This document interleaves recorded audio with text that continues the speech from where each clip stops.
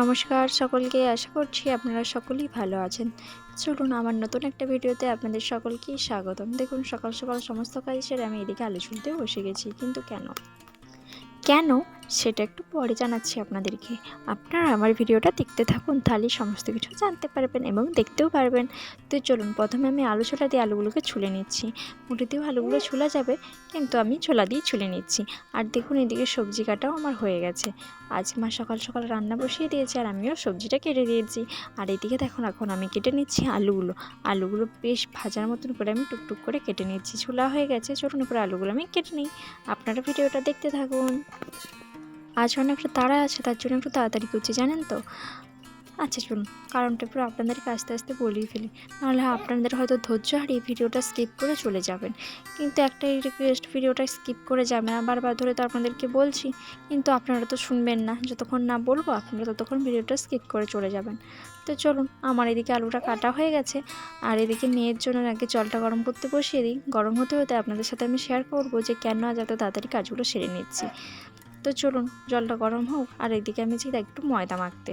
তো জানেন তো, আজ হচ্ছে দাদা আবার বাইরে চলে যাচ্ছে, তার জন্য সকাল সকাল মা রান্না করে নিয়েছে। দাদা 12টার সময় বেরোবে, তার জন্য রান্না হয়ে গেছে প্রায়।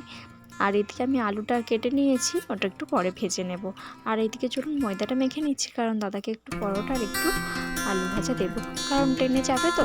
তাই যদি কিছু খাবার বাড়ি থেকে করে দিই, সেটা খেলে বাইরের খাবার হয়তো অতটা পছন্দ হবে না, বাড়ির খাবার থাকলে একটু ভালো লাগবে। তার জন্য একটু সকাল সকাল উঠে সকাল সকাল সমস্ত কাজগুলো সেরে নিচ্ছি। চলুন আপনারা ভিডিওটা দেখতে থাকুন, আর আমি এদিকে ময়দাটা মাখতে থাকি, তাই না? চলুন।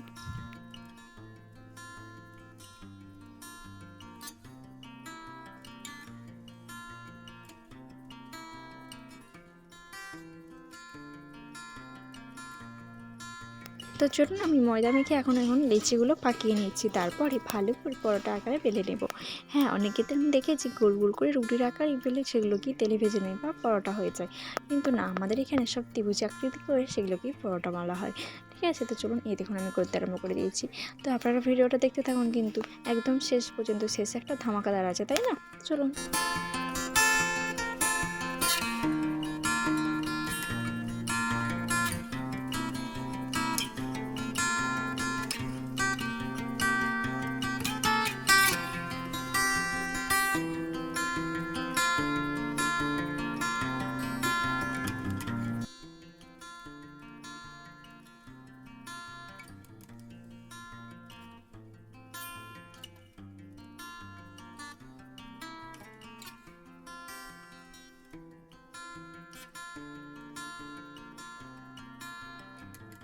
চলুন আমার সমস্ত কিছু রেডি হয়ে গেছে, এরপর আমি দাদাকে ব্যাগের মধ্যে দিয়ে দিই। আগে টিফিন বক্সে কুড়িয়ে তারপরে ব্যাগে করাবো। আর এগুলো আমি একটু ঠান্ডা হতে দিয়েছিলাম পাখাতে, টেবিলের উপরে, কারণ যদি একটু গরমে গরমে কুড়িয়ে দিই না, তাই একটু ফেপে যায় দেখেছি আমি। তাই একটু ঠান্ডা করে তারপর আমি ব্যাগের মধ্যে ভরে দেবো। দেখুন টিফিনে কুড়িয়ে নিয়েছি, এরপর ব্যাগের মধ্যে কুড়িয়ে দেবো। আর এদিকে দেখুন রেডি হয়ে গেছে, রেডি সেডি হয়ে দাদা রাস্তার মধ্যে বেরিয়ে ফেলেছে। চলুন দাদাকে একটু আমার বাহনটা নিয়ে দাদাকে একটু দিয়ে আসি, যেহেতু মেয়ে একটু মায়ের কাছে থাকবে, তাই কোনো একটু অসুবিধে নেই। একটু খাইয়েও দিয়েছি, এখন 10-15 মিনিট একটু নিশ্চিন্ত থাকা যায়। তো চলুন। আর 10 মিনিট পরে জানেন তো, বাসটা পুরো চলে যেত, বাস ফেল হয়ে যেত, জানেন তো। এসে দাঁড়িয়েছি আর বাসটাও ট্যাঁটা করে ঢুকেছে। তো দাদা ওই যে দেখুন বাসে উঠে পড়লো। কী আর করা যাবে, আবার যে কবে আসবে কী জানি, প্রায় তো এখন তো 2-3 মাস তো নয়। তো চলুন, এই যে আমার বাহন, এরপর আমি বাড়ি ফিরি, নইলে আবার হয়তো আমার মেয়ে কান্নাকাটি শুরু করে দেবে, তাই না?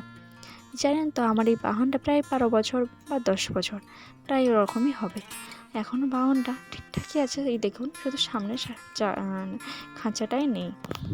আর হ্যাঁ, আপনাদের সাথে আমি একটা যে কথা বা জিনিস শেয়ার করবো, যারা দূরে দেখছেন গরু ছাগলগুলো আসছে, একটু ভিডিওটা রাখি, তারপর আবার শুরু করব। এইদিকে দেখুন, এই যে দুর্গা মন্দিরটা, আমাদের মাঝখানে বাড়ি, দুদিকে দুটো দুর্গা মন্দির। তো আসবো না, এখানে দেখি ঠাকুর ঘোরা হয়ে গেছে, তাই একটু দাঁড়ালাম। তো চলুন আজকের ভিডিওটা এখানেই শেষ করছি। ভালো লাগলে লাইক কমেন্ট শেয়ার করবেন। টাটা।